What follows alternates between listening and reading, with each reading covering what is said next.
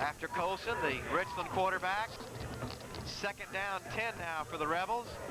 Ball still at the Rider 27.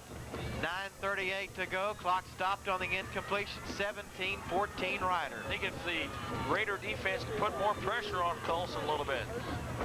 Here he comes again. Plenty of time to throw. Finally. Now there comes the flag. There comes the flag, I should say. That'll be grounding. Petrash and Matthew Blackman had him wrapped up, and he just threw it away, and that will be intentional grounding because there was not a receiver anywhere in sight, and he was also on his way down. We're isolate on Cole Colson, and finally, just when I talked about them putting more pressure on him, they finally able to wrap him up this time. Yeah, they get him here. There you see the miss by 51 Bagby, but he also aided in his two buddies being able to get there, Blackman.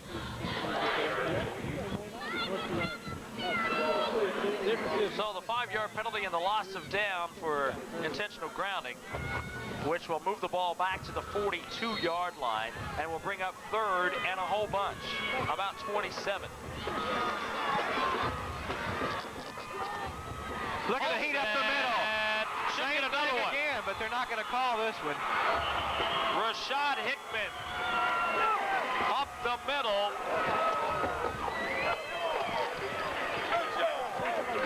No sack. They call it an incomplete pass. No intentional grounding on this one. You talk about heat coming up the middle. Hickman was blowing and going and had his sights set directly on the quarterback for Richland, Cole Colson. Now 4th and 25, a huge loss on that one. Colson out to punt it away. Deep snapper was Zach King. Little line drive spiral. At the 15. All right, Mr. Lang, do you call this? No, because I'm going to tell you why. 34 John Ard is in the area. This is probably an attempt, well, just in the area, but almost like a shuttle pass. Right, exactly. But Ard was to the right of him and not to his left, so the referee chose not to throw the flag. So the defense gets a hand in coming off the field, and boy, they deserve it. They played a great game, the defense. Just as you mentioned, they needed to stiffen and hold Richland out. They did. Came up with some big defensive plays. Now let's see what Ramon Flanagan can do and the rest of the offense of the Rider Raiders as they work out of the eye. 9-16, still anybody's ball game. 17-14 Raider lead. Lewis across the 15. And with 9:07 left, a good time to tell you about Garden Line right here on WFTV. Coming up on Wednesdays, 7 p.m. Garden Line live. Anything you want to know or wanted to know, whether it be flowers or vegetables, whatever it might be. Entertaining information for the Shade Tree Gardener. It's all right here on Garden Line every Wednesday night. Lewis, close to the first down, tripped up. Mark McMillan makes the defensive tackle. Depending on the spot, he's close to another first down. They will stop the clock and bring on the chains again. Giant hole right here, opened up on the left side of the line. Get a close-up of the youngsters opening that hole. Good night. Tell you one of them, Jeff Nolan was one of the guys in there. Might have been Aaron Taylor, too. Or Covington. Covington, exactly. Guys on the line. The stretch of the chains, and he is short. 8:24 left in this one. Jeff Nolan comes out and replaced by Jay LeBlue. Son of head coach Wayne LeBlue. Let's credit that last hole for Jeff Nolan and Aaron Taylor. You were right. Taylor and Nolan opened that last hole for Mondrell Lewis. 3rd and inches. Look for the quarterback keeper. He's got the first down on the second effort from Flanagan.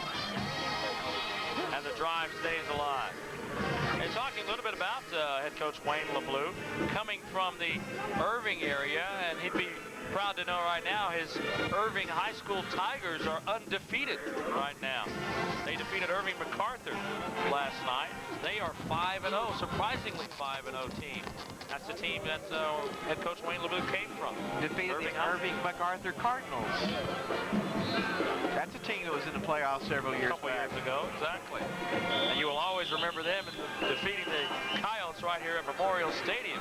But then the Coyotes got their revenge, I guess, a year or 2 years later and defeated them in Grand Prairie at the Gopher Bowl. Hickman on the last carry. Dennis Holder makes the tackle. The Gopher Bowl. Right. That's the name. You weren't there, huh? That's the name of the stadium? They played it in Grand Prairie. Okay. At the Gopher Bowl. Turf. Okay. Everything. What a day that was. Hickman. At the line of scrimmage. JoJo Jasso finally. Now makes you got tackle, a chance to say his name. I want to remind you, you're watching WFTV Channel 10, Wichita Falls, the best seat in the house. Game of the week. 7:04 remaining. Skip Boyden along with Donnie Lang. Rich Siegel on stats. Brian Tilford, our spotter this afternoon. Flanagan pitches. Lewis. First down and bumped out at the 48-yard line. Lewis having a heck of a ball game. McMillan and Hooper bump him out. And with 6:39 left, crucial first down that was. Certainly was. That is one they had to have, and Skip, they got it. Keep this drive alive, preserve that 3-point lead, and keep the clock running.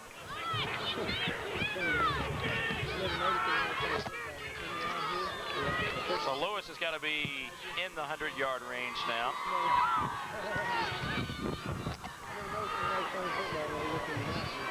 First and 10. Fullback Hickman dives across the 50-yard line, up to the 48-yard line. The first man through, the fullback, as you said, Hickman. Hickman playing a pretty good ball game. Want to remind you, with 6:20 left to play, we'll have to pick a player of the game. Player of the game will be eligible for a Player of the Week plaque from Ballpark Sports. We'll talk a little bit more about that at the conclusion of this afternoon's football game. Ramon Flanagan gives Lewis, and Lewis brought down after a 2-yard pickup. Steve Herring on the defensive tackle. And now an injured player. Well, I tell you what, I think we've got some cramps, and there's the heat playing its part in this afternoon's game. Back up on his feet. Number 66 is Brett Zimmer, 6'1", 220-pounder. Come out just a second. Zimmer was one of the key prospects this season, and also a returner from a year ago.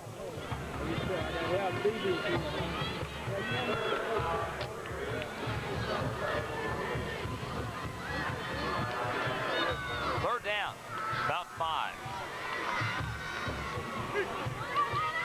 Draw play. Nope, play action. Up in the air, anybody's ball. Incomplete. Good fake that time. They had me fooled on that one. Looked like they were going with the draw play. Flanagan hit the ball well.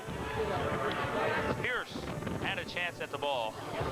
Unable to hold on to it. And boy, luckily that thing hit the turf.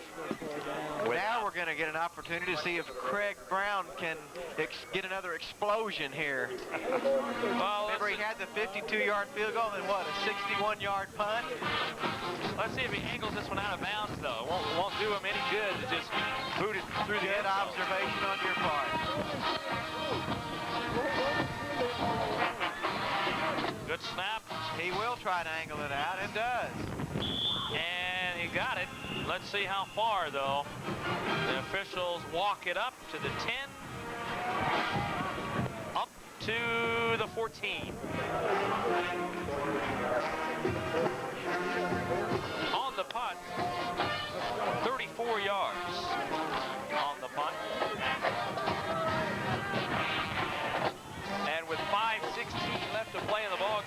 It is not over yet. Don't leave. Meaning the defense has been out there a long time, and they will have to win the ball game. Not taking anything away from Lewis's runs this afternoon. Looking for a turnover here. It's the defense that has kept them in the ball game, and it's the defense that makes the sack that time on Colson. Same two guys that have really been getting active, Jason Petrosh and number 15, Matthew Blackman. Teaming up to make quite a few tackles here in the second half. John Ard hobbling off the field. Well, I think now he goes back to the up turf. too. Yeah. You see the heat begin to play a factor. And you wouldn't expect this kind of heat in October, but needless to say, this is North Texas, and you can get some mighty crazy weather around here. Replay again of the nice job by the twosome, the tandem of 15 Blackman and 60 Petrosh. Petrosh, I'm going to say Jason Petrosh. Quarterback, do not turn your head up the field. Watch the quarterback. To look ahead, And then go get him. You stand next week's action in 5-5A for Richland, they take on Keller next week. Meanwhile, the Riders have a tough game with Louisville next week. You're not a kid. Louisville coming out tough, 4-0, only giving up 9 points. And how many did they give up last night? Call the score of the game last night. Their victory over Sherman.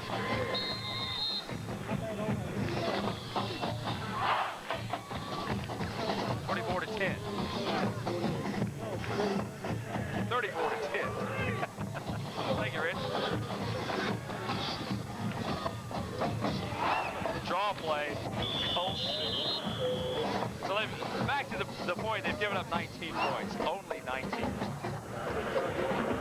We'll make that 18 points.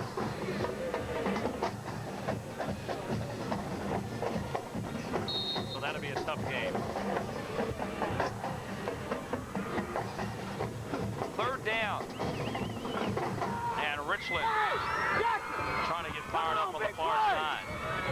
4:08 remaining in the ball game. Raiders lead it by a score of 17-14. Pressure put on. Picked off. Touchdown. See you later, Chad Jackson. And it's the defense that's going to win this ball game. And credit the rush of the defensive line right there. Forced Colson to throw it before he wanted to.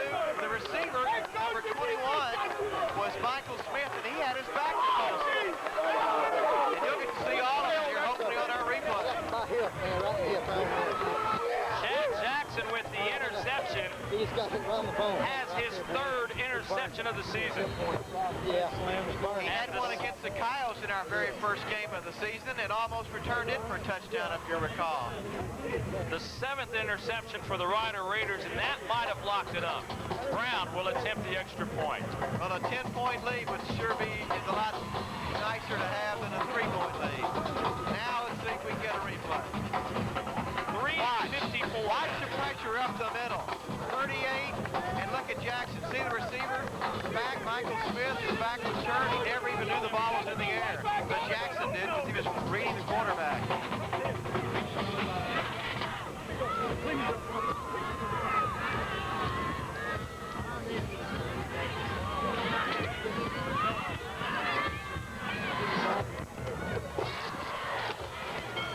20 yards on the interception return. With 3:54 left, a 10-point lead.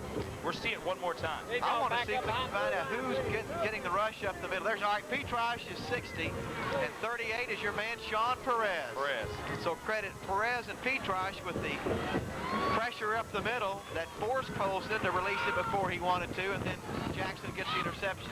And we had talked about the pressure, that they needed to put more pressure on him. And I think that's what head coach Wayne LeBlue actually talked about when he finally got the defense out there. He said, hey guys, we're going to be out here. The offense is not doing the job. It's no reason for you guys to get off your game. And that's exactly what they're doing, is putting the pressure on them where they were unable to do so. 3:54 left. Deep kick by Brown in the end zone, and Richland will start off at the 20-yard line. They will have 3 timeouts to work with and 3:54 on the clock.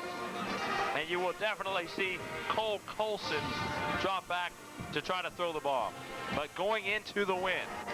And that's the important part of the pregame festivities with the flip. If he had the win to work with, it'd be a threat. Now he's throwing into the win. It's going to be tough. He's got 3 things against him. Number 1 is the win. Number 2 is the Rider defense knows he has to throw. And number 3 is he's only got 3 minutes and 54 seconds left to do it, and he's 10 points down. Puts Small in motion. Pressure again, and a little short. Intended receiver was Small, and as you said, Saltzman comes in to try to deliver the blow. Saltzman at 6'2", 246, a junior. And I'll tell you, they're putting pressure on Colson from every direction.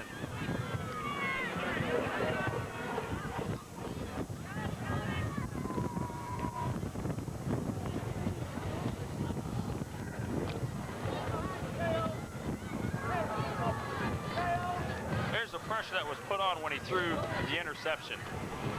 Here's Colson again, far side, breaks 2 tackles and up to the 26-yard line. And they just want to keep the Raiders honest that time. Dave Freeman on the defensive tackle. And Alan Trimble, number 71, a senior, 6 feet and a half, 189, applied pressure that time. Actually had a hold of Colson's jersey, and then Tyrone Wesley came up and knocked Trimble off of him and enabled Colson to maybe pick up about a yard and a half. 3rd and 5, though.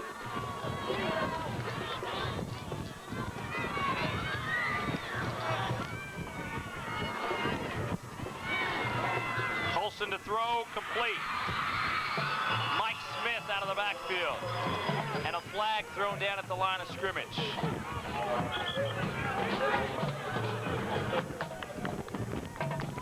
Raiders say that it will be called against the Rebels. Let's see if somebody moved. Can't see it from that angle. A motion penalty. It will be against the Rebels. Motion it is. Will cost them 5. Let's see if we see it from this angle. Nope.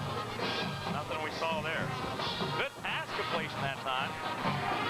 Colson to Mike Smith, but all for naught. Back him up 5, and it'll be 3rd and 9 now. 2:56 to go. Raiders are up by 10, 24-14 after the interception. Chad Jackson.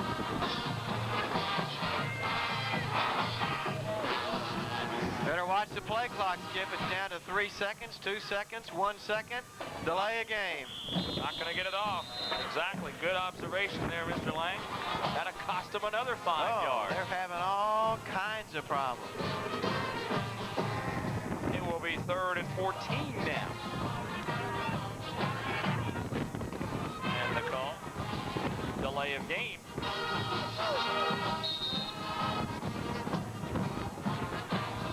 Action in the TIAA next week. We'll have the MSU Indians taking on Sol Ross. Exciting TIAA football next week on WFTV. Colson to throw way over the head, and Scott Avery almost had a chance to get that one. It's 4th down.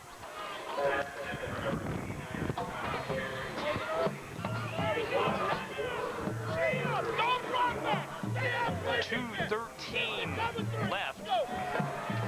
See if they punt the ball away.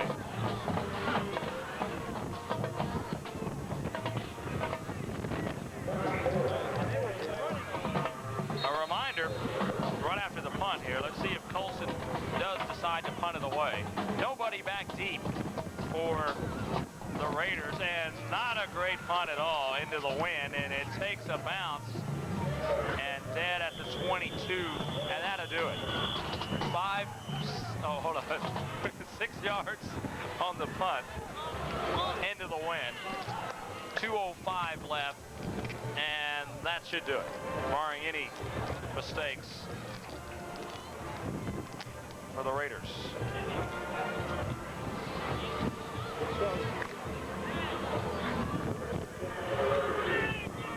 So in updating the standings, which we will start to tell you a little bit about that here in a second. You see if the Raiders go for one more score. Lewis to the 20 at the 19-yard line. Timeouts remaining, though. Richland still has 3 if they want to use them. If not, they can just go on and wrap this one up. It's surprising if they don't use them, though. But in updating the standings, Louisville now 2-0 in the district. Sherman at 1-1. The Raiders will now move up to 1-1. As you mentioned earlier, the only undefeated team in district will be Louisville. Did Haltom get beat as well? Haltom lost to Keller? I got a sneaking suspicion that Louisville may be undefeated the rest of the way. Well, hold on. There's going to be another undefeated team. There's going to be 2 undefeated teams, Mr. Lang. Lewis on the last carry. So Keller played Haltom last night. Who won that one? I don't know. Okay. All right. So there are 2 undefeated teams in district with district standings. I think before the game we had all the scores from all the games around the state. We forgot to look that one up. But by the time the new standings come out, the Raiders will still be in the middle of the pack. And with a crucial game coming up next week with Louisville, it will be time to pack the bleachers because the Raiders are going to need all the help they can get.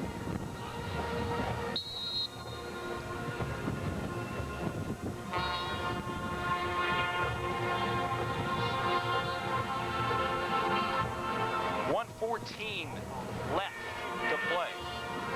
Haltom won 39-0 over Keller, so that means Haltom and Louisville are. Okay. And Haltom already defeated the Coyotes. No, Flag on the play. Or excuse me, Ryder. Hickman on the last carry with a flag thrown down. So then you'll have Louisville at 2-0. You'll have Haltom at 2-0. You'll have Ryder at 1-1. Keller at 1-1. Sherman at 1-1. Denton at 1-1, and Marcus is 0-2. So Marcus and Richland will be 0-2. And you don't want to start district play like that, as both coaches knew that this would be a crucial ball game. But you take this ball game and turn it up about 3 notches for next week. So you got Denton, Ryder, Keller, and Sherman. 4 teams at 1-1. Louisville on top. Louisville at on 2-0. top. And Haltom at 2-0.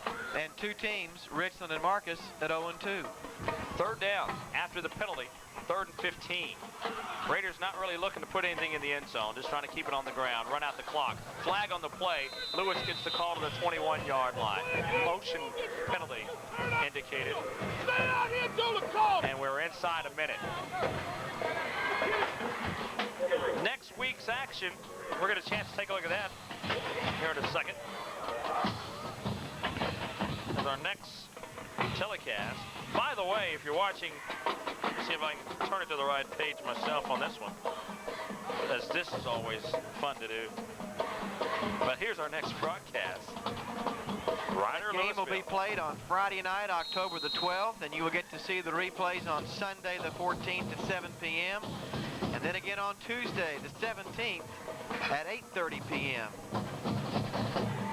Boy, those Louisville Fighting Farmers will be here in force next Friday night here at Memorial Stadium. 39-yard field goal attempt from Craig Brown. Brown's kick is long enough. This time it's no good, off to the left.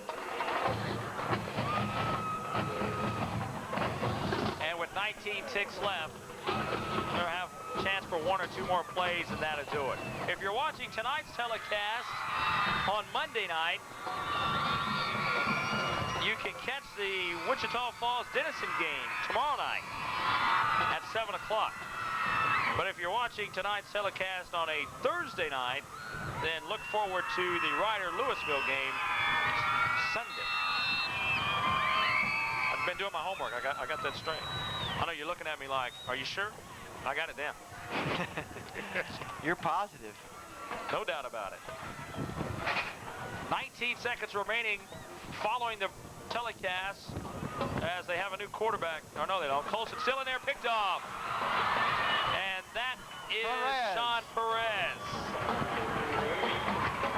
Perez with the interception. That will go into the stats. Is that his first interception first. of the year for Sean Perez, number 38? Get that man in the program next week, huh? He said, hey, I got an interception. I got in on a couple of key plays. Put me in the program, coach. Immediately following the game in our post-game show, we'll have to pick a player of the game. Stay with us. We're going to mention that. It's going to be hard. Stay with us for that. Always is. There's always so many outstanding individual performances that contribute to team victories. The Raiders will need this one, and that ought to do it. 9 seconds on the clock, and the Raiders, after getting blown away a week ago, you get a shot of head coach Wayne LeBleu on the sideline. He gets the win, but Louisville will be on his mind until Friday night. Raiders 24, Richland 14. Post-game show is next. Stay with us.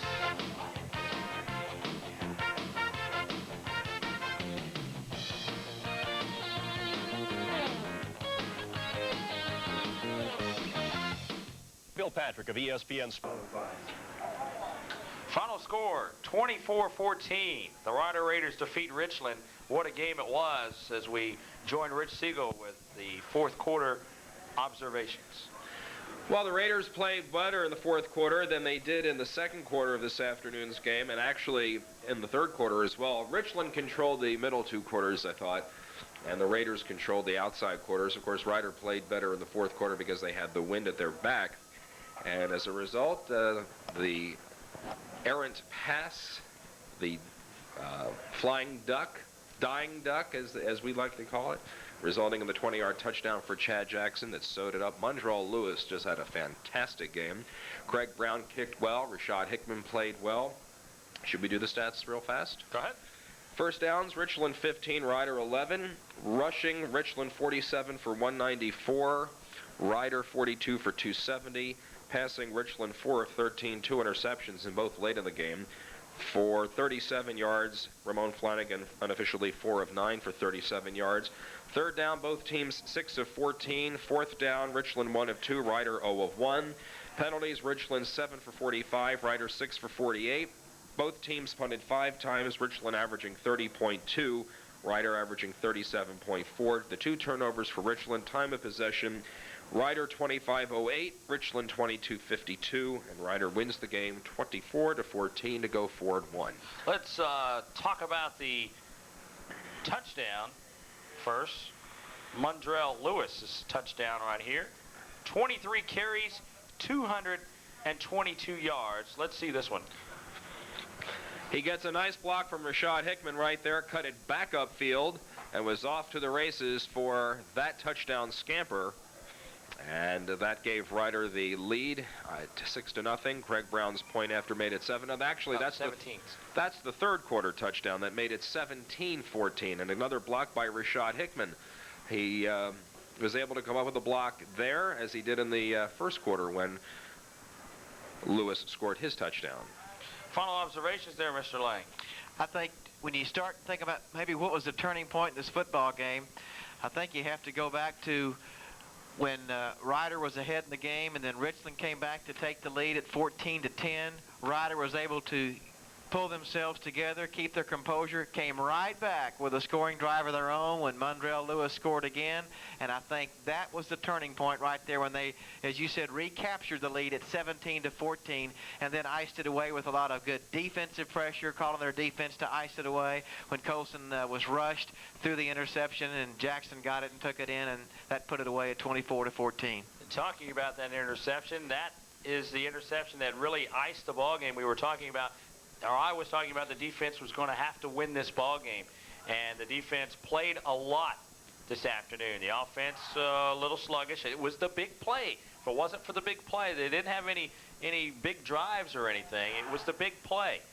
And when they take on Louisville next week, Louisville is going to contain the big play.